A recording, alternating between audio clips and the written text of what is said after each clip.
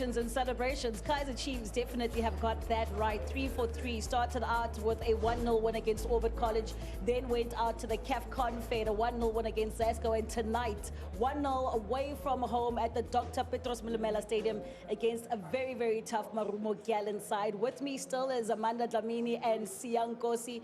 You know, Sia and Amanda, we look at this encounter, and that first half really did not show any convincing from a Kaizer Chiefs side, but come the second half, and boy oh boy, that Lilepo goal certainly set the stadium on fire. I did say at halftime that it seems like they're waiting it out because you could see that they're not trying to risk anything, especially playing out at the back or in the center of the pitch. They're trying to test Marumo Gallants with that ball behind more often. And then whenever they play in the center of the pitch, it's more in the opposition half because they had to wait for their moment. And you could see that coming out of the break, then they stepped it up. And you knew that was coming. And I think Marumo Gallants were a little bit naive in not anticipating that. So Chiefs came out strong, and the good thing, or what worked for them, is that when they did give it that strong push, then they got this goal. So it helped them because it came at the right time when they come out of the break, also made a few subs, and then gave it a push, and then get the goal, because that really won them the game, in my opinion.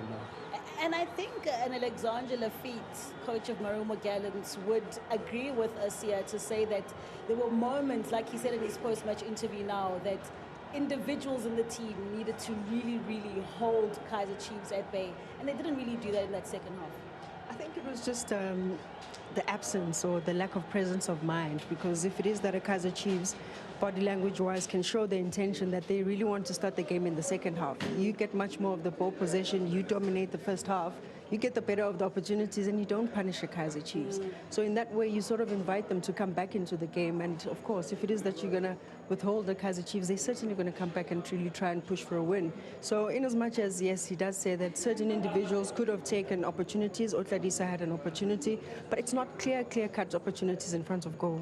100%, but then he did bring in two of his three new recruits, that is Mwinde and Otara. I suppose at that point, because he didn't bring them in the last game against CS Galaxy waiting for permits, he thought that perhaps this is exactly where they're going to change. He brought on a Clifford. Of course, he almost got that equalizer, wanted to get that equalizer to be a repeat of the first half, but it wasn't going to happen here today. It probably wasn't, because I guess the result would have been rushed, and maybe this is a succession plan in terms of what the season, for the rest of the season, would look like for Marumo Gallants. So the subs, the new recruits coming in, yes, they would have had an immediate impact, but against a team like Kaizer Chiefs, who know what is at stake, it was probably going to be a little more difficult. What was looking dangerous for Kaizer Chiefs in the first half was the functionality of the 2-8s, which is Sitole on one side, and then Mbambaniso, and then Ndlondo also dropping. But Chiefs actually sorted that out, and they actually neutralized that area. That's why Marumo Gallants, when they came out of the second half, they found it very difficult to now dominate even the possession, because you should also applaud the defense of Kaizer Chiefs, which is Kwinika as well as McCarthy, Marco, and on the right, Monyane. The two fullbacks didn't go up because this game didn't need that today. So it's that kind of maturity that was exercised today. But a difficult game for players like Ngobo, for players like Mdu. Very difficult. It's a game because I was a player of that nature. It's the type of game that I wouldn't want to be part of. Because in this particular game, there's certain things that your team will appreciate, and that what you are bringing today was not needed today. Well, when you speak about not needed today, one that was needed today was Mabue. He got the man of the match accolade, El Maestro, as he now says. But also a brilliant performance from him, especially when you look at the Kaizer Chiefs, where really getting into the leap of things, becoming part of the club, really playing for the badge. Yeah, really playing for the badge, and I think, like Sia says, he was probably playing in a much more familiar position in terms of what is expected to do. He's much more of a defensive midfielder, So he was much more comfortable in terms of making sure that the ball recovery, he's the one that gets there, picking up the second ball, trying to rotate the ball and maybe for the team to build up in a new area. But for players like Nobo, they were a little bit starved in terms of whether to penetrate, choose moments to go into that 18-yard box or to stay within the structure. So the likes of Umdu as well, they were really just a little bit starved of that. So I think Lebu really showed up when it mattered the most. When it was time to do the dirty work, he certainly did do that.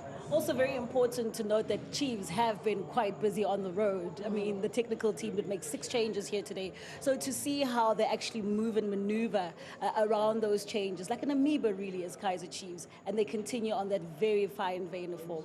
Yeah, they are forced to, because I feel that a game of this nature is a game that Ndlovu should start, because it gives you repeated actions in the center of the pitch, so you are able to generate momentum with the ball in your possession. And also he's brave, he's confident, he wants the ball, and also he knows how to protect it.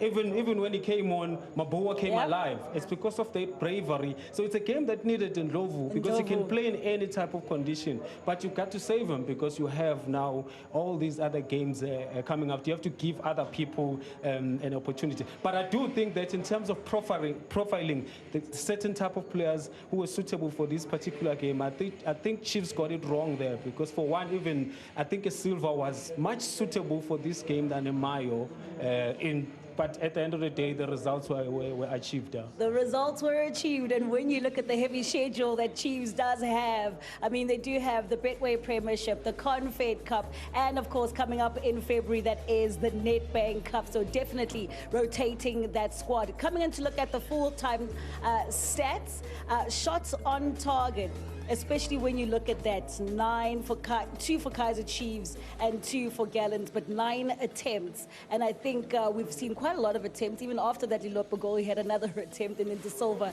So really, really trying to get those goals. We would have wanted more than 1 goal this time around, Sia. Yes, and you sort of had a feeling that it was going to come through a set piece or a miraculous attempt like it happened today, and it's good enough because it became a stunner at the end of the day. But I think Marumo Gallants, very, very good team. You can see the behavior of players in how they, in all the positions that they are playing. That is a well-coached team, and I think they will get the results soon enough. It's about getting it together and actually being a compact team, and that's what Marumo Gallants needs, especially in that second half. I mean, they've been conceding every single game. When you look at their away games, nothing really pleasing to talk about. So how do they continue, knowing that they're at the halfway mark of the Betway Premiership? They need to get themselves off on the other half of the table as Kaizer Chiefs move up to second place, and it's quite important for them. It is really quite important. I mean, I think with the top 8 teams, they really try to compete and fare. But now for Marumo Gallants, it's to really try and knock out the teams who are above them or even below them, to really try and pickpocket massive points to really try and get them out of that number 13 position. And that is possible with 1 win. They can actually do that, move themselves up the table, get their season to stabilize at some point in time and actually start playing some great football. Yes, I think they need to pick their fights better, because I think they approach each and every game the same way, and you can't do that, and they will find themselves in deeper into trouble if they sometimes you have to pull back. Sometimes you have, like this particular game today, you need to choose your moments. And you need to also see what the opposition is doing. And when the opposition gains an upper hand, you can't be naive and remain open. Yeah. You've got to retreat a little bit, regroup, and then come out again. But if you are just going to go same approach throughout the game, same approach in each and every game that you come across, home or away, you are going to find yourself in trouble. Before you know it, it will be 20 games with just two wins. 100%, especially noting that we are halfway through the Betway Premiership season. I bet for Batamade Bandwa, they would love to actually see the beginning of Lafitte's results for Marumo Gallants. But speaking of those fixtures in the Betway Premiership, it does continue this weekend. Friday Night Lights has Richards Bay, the Natal Rich Boys, welcoming Golden Arrows in a KZN derby. Then you also do have an Orbit College who also do need a win. They are away to Polokwane City. Marumo Gallants will try it out again here at home. Can they get the 3 points against AmaZulu? And then Sunday brings through, that is the Rockets against Babina Nogo on Sunday. Not forgetting that this weekend we also do have some continental competitions on the go where the likes of Kaizer Chiefs will be plying their trade. Will they make it 4 for 4? Will they actually do well in the Confed Cup and bring through the results of the Betway Premiership? While your World of Champions will be there for every single minute of those games this weekend. From myself, Amanda Dlamini and Siankosi, and the entire Super Sport crew out here in Blomo. It is good night, take care, and do enjoy the football.